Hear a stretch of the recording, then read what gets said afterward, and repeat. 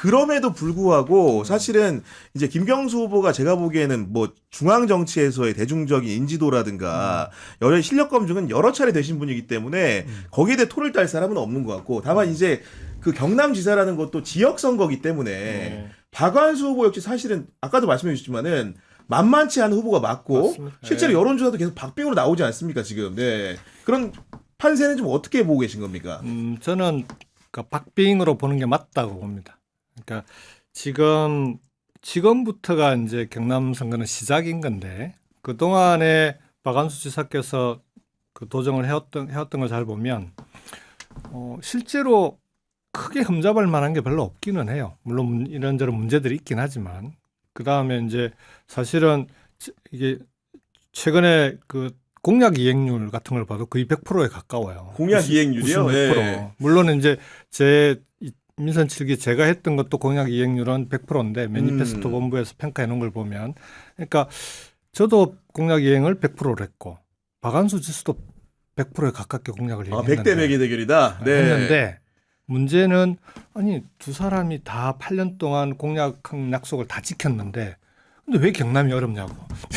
결과값이. 네, 네. 그렇죠. 그러면 이게 단지 그동안 해왔던 방식으로는 안 된다. 우리끼리만은 안 된다는 그렇죠. 얘기겠죠. 그래서 이게. 정부와 호흡을 맞추고 그렇죠. 대통령과 네. 함께 국가의 전환과 경남의 대전환을 부울경이 뭉쳐서 함께 풀어야 되는 그런 단계다. 이렇게 말씀을 우리 드리는 후보님이 이것마저도 너무 착해 지금 문제가. 상대 그 어떻게 보면 갈등 구도에 있어야 될 상대 후보에 대한 평가도 너무나 착해서 제가 그런데, 우리 좀 악독하게 좀 이렇게 박완수 후보 중에서 박완수 후보의 장단점도 있겠지만 그 중에서 여러 개 위크 포인트를 좀 꼽아본다면 어떤 부분을 지적하시겠습니까? 뭐 방금 말씀드렸다시피 사실은 이제 머리끄댕이 잡고 네거티브 하자면 저도 뭐 할 말 많죠. 뭐 아크로비스타 사진 얘기하고 잘할 것 같아 보니까. 그 뭐 명태균 씨가 뭐 공천 주라 해가지고 준 사람 아니야 이렇게 하면 되죠. 근데 그게 이제 유권자들한테는 별로 소구력이 없을 거라고 저는 지역에서는 생각하고, 아무래도. 네. 그래서 이제 결국 그 과거가 아니라 미래 얘기를 해야 되는데 이런저런 부분에서 지금 대한민국이 대전환의 시기를 맞고 있지 않습니까? 처음 보는 장면들이 너무 많잖아요. 코스피 뭐 오르는 거 보니 다시 6,000선에 막 다시 반등하고 근접하고 있는 상황이고. 그런 것들을 받쳐야 되는데 이제 정책이 받치려면은 제반 환경과 조건이 필요합니다. 아무래도. 그러면 아까도 말씀드렸다시피 정치는 혼자 하는 게 아니고 국회 협조도 받고 기초단체장의 협조도 받고 뭐 정부의 협조도 받고 그게 정치력이지 않습니까? 그 둘을 비교를 해봐도 박완수 지사가 행정을 잘했다 하더라도 행정에 더해서 정치까지 되는 사람이 정치력이 중요한 거다. 해야 네. 경남의 미래에 좋다 이렇게 생각하는 거죠. 이번 선거 치르면서 이제 제가 제일 많이 듣는 얘기 중에 하나가 김경수가 좀 바뀌었네 이 얘기를 많이 듣긴 합니다. 김경수가 바뀌었다. 네, 네. 그러니까 착하다 얘기는 하도 사람들이 많이 하니까 나도 이제 그 얘기 좀 그만 들었으면 혹시 뭐 더 착해졌다 이런 거 아니겠죠? 그건 아니고. 그러니까 네. 그러니까 이제는 네. 물론 착한 정치도 중요한데 그걸 실제로 국민들이 이재명 대통령을 좋아하는 이유가 뭡니까? 집요하게 국민들이 가려워하는 것을 확실하게 그 바꿔내고 그걸 피부로 느끼게 만드는 그렇습니다. 그렇죠. 그 추진력과 이제 그 속도감 있는 행정 이런 거 아닙니까? 저는 앞으로 이제 그렇게 가야 된다고 봐요. 근데 이제 제가 8개월 동안 이재명 대통령하고 일을 하면서 이제 제일 많이 배웠던 것도 이제 그 지점인 것 같아요. 일이라고 하는 게 물론 그동안 쭉 해온 것도 있지만 이재명 대통령이 일하는 방식이라고 하는 게 두 가지인 것 같아요. 하나는 집요하게 끝까지 물고 늘어져서 결과를 낸다. 두 번째는 그 과정에 국민들하고 끊임없이 소통한다. 소통한다. 네, 소통하면서 그걸 만들어내는 거죠. 그래서 앞으로 지방 정부를 맡는 사람들은 이재명 대통령을 따라가지 않으면 아마 힘들 거예요. 그래서 오히려 이제 그 방식이 일을 해보니까 가장 효율적이에요. 그렇습니까? 네. 문제를 제일 잘 아는 사람도 현장에 있는 국민들이고, 그 다음에 그 문제를 잘 아는 사람들이 답까지 갖고 있습니다. 그래서 소통을 통해서 왜 어제 국무회의 때도 그 말씀하시던데 작은 민원 하나라도 소홀히 하지 말라는 거 아닙니까? 그 속에 다 국정이 가야 될 방향이 있다고. 실제로 그래요. 그러니까 다니면서 요즘 이제 그 제가 추경 편성되면서 도당의 비상경제민생대응본부 본부장을 맡아서 이제 현장을 막 다니고 있는데 다녀서 쭉 얘기를 해보면 그분들이 어려운 처지가 어떤 거다라고 얘기를 하면서 요걸 풀려면 뭘 어떻게 해야 되는지 답까지 다 얘기해줘요. 그래서 그걸 어떻게 중앙부처에 반영시키고 국회 논의 과정에 그걸 반영시키느냐 이게 이제 행정이 해야 되는 일인 거지. 행정이 책상머리에 앉아가지고 여기서 답 만들어내는 게 행정이 아닌 거예요. 그렇게 해야 그분들하고 소통해야 실제로 행정을 추진하는 과정도 힘있게 추진이 되고 왜냐하면 현장에 기반한 문제 해결책들을 가지고 추진하니까 공무원들이 이건 안 되는데 해도 아니 그게 국민들이 지금 도민들한테 필요한 일인데 안 되는 게 어딨어. 그렇죠. 찾아봐가 되는 네. 거예요. 그래서 이제 그런 방향으로 선거운동도 같이 가니까 이제 그러고 다니면서 이제 계속 그걸 강조하고 하니까 캠프에 있는 사람들도 그렇고 만나는 사람들도 그렇고 몇 년 만에 봤는데 사람이 바뀌었네. 지금 저도 들으면서 아까 얘기하시는데 본인 말도 되게 속도감이 있어지고 뭔가 힘이 더 실력과 추진력도 있어 보여 이런 느낌이 좀 많이 들었습니다. 지금. 재밌더라고요. 이렇게 하니까. 아니 그리고 이런 얘기들을 좀 이렇게 우리 김경수 TV에서도 좀 해주시면 아마도 많은 시청자들이 보고 뭔가 김경수 후보의 새로움을 아는데도 도움이 되지 않을까 이런 생각도 좀 해보게 됩니다. 네 그런 상황인데 한기 소장도 한마디. 저는 뭐 지금 저도 이제 청년이고 대구에서 먹고 살 게 없으니까 이제 서울로 오는 건데 경남은 그래도 자원들이 좀 있다고 생각합니다. 얘기를 들어보면은 뭐 예를 들면 산업으로 치면은 뭐 우리나라 지금 뭐 산업을 끌고 올라가는 게 반도체인데 반도체만 있는 건 아니지 않습니까? 맞아요. 로봇, 피지컬 AI 그 뒤에 받치고 있고 조선 방산 원전 우주항공 받치고 있는데 상당수가 경남 지역에 있습니다. 그 산업들이. 그걸 어떻게 잘 엮어가지고 키워내느냐가 이제 뭐 일자리 같은 것들도 만드는데 되게 큰 영향을 끼친다고 생각합니다. 예를 들면은 삼성전자, SK 하이닉스 오르니까 그 옆에 있는 한비반도체, 제주반도체 그렇죠. 같이 성장하고 거기서 일하는 사람들 성과금 받고 그렇게 되는 거지 않습니까? 그래서 지금 경남에 있는 자원들을 다시 어떻게 현대화하고 AI를 뭐 엎어가지고 어떻게 다시 올리고 이런 게 이제 과제인데 그러려면 계속 반복하지만 중앙정부 뭐 국회 전부 발맞춰서 가야 된다. 저렇게 얘기하면 감이 잘 안 오잖아요. 네. 예를 들면 그러니까 서부 경남이 경남에서는 균형 발전에서는 소외 지역이에요. 동부 경남에 집중돼 있고 서부 경남의 중요 산업이 뭐냐? 우주항공 산업. 우주항공 산업. 근데 우주항공청을 사천에 갖다 놨어요. 지난 정부 때. 근데 이게 우리 정부가 딱 차이 나는 게 이런 거예요. 우리 정부는 해수부를 부산에 보내면서 어떻게 하냐? 해수부만 안 보내잖아요. 관련 기관 보내고 같이 따라서 기업도 보내고. 그러니까 부산이 덜썩덜썩 하잖아요. 그래서 전재수 후보는 벽을 보고 있다. 그런데 우주항공 쪽은 지난 정부 때 우주항공청 하나만 딸랑 혼자 달라놓은 거예요, 그게? 그것도 300명도 채 안 돼요, 직원. 직원 수가. 근데 그거 가지고 지역을 어떻게 발전시킵니까? 하급 효과가 적겠네요. 그래서 네. 이재명 정부 방식으로 가자. 우주항공청 하나가 아니고 관련 기관도 오게 하고 기업의 투자도 일어나게 해야 되는데 문제가 우주항공 쪽은 대전, 고흥, 사천 세 개로 나눠져 있는 거예요. 그래서 정부가 우주항공청은 사천에 갖다 주면서 투자를 못 하는 거예요. 눈치 보여서.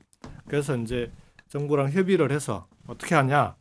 대전에 이제 연구소들이 있는데 이건 너무 커서 요걸 옮기려고 하니까 몇 조가 들어요.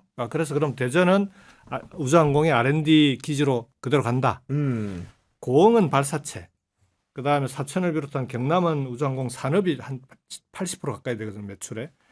요걸 두 개를 따로따로 어떻게 뭐 여기다 투자할까 저기다 투자할까 이렇게 하지 말자.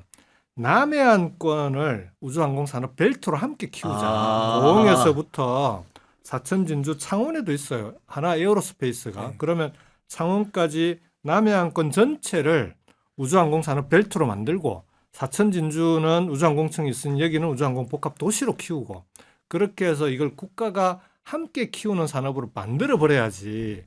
요 우주항공청 하나 갖다 놓고 여기다 뭘 어떻게 지원하나 이러고 있으면 백날 해봐야 안 된다. 그러니까요. 그래서 이건 정부와 이런 일을 해낼 수 있는 그런 그 다음 지방 정부는 이런 일을 해내야 된다.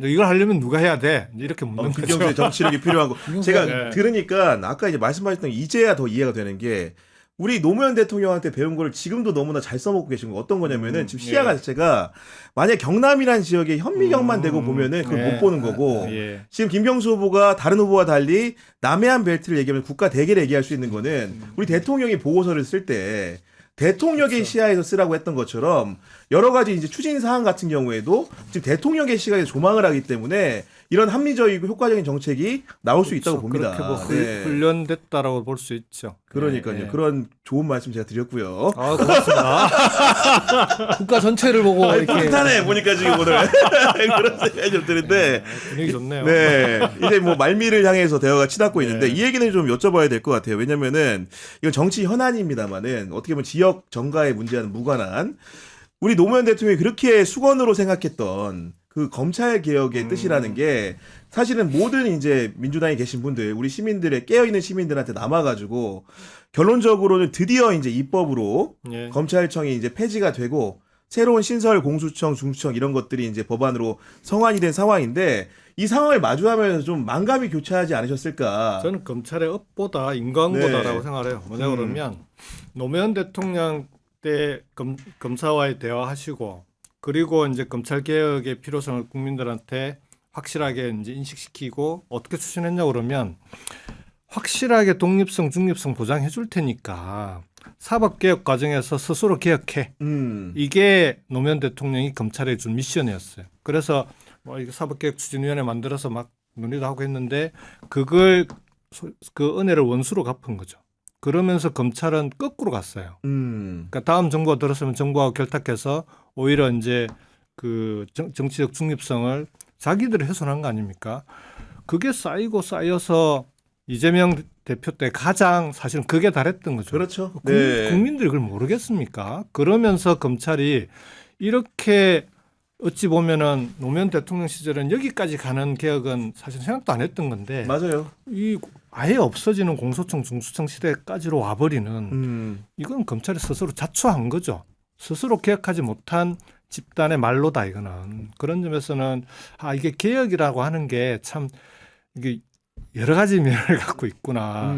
그리고 반드시 개혁이 필요할 때는 스스로 개혁하는 것이 그 집단 스스로를 위해서 되게 중요하고 가장 중요하다. 좋은 거죠. 네. 그렇게 생각합니다. 저도 가끔 이제 그 피가 거꾸로 쏟았을 때가 어떤 때냐면 저도 이제 법조라는 영역에 출입을 해봤으니까 그때 그 검사들이 그냥 후일담 얘기하면서 옛날 얘기 하잖아요. 그럴 때 가장 일하기 좋았던 때가 노무현 정부 때였다고 말을 해요.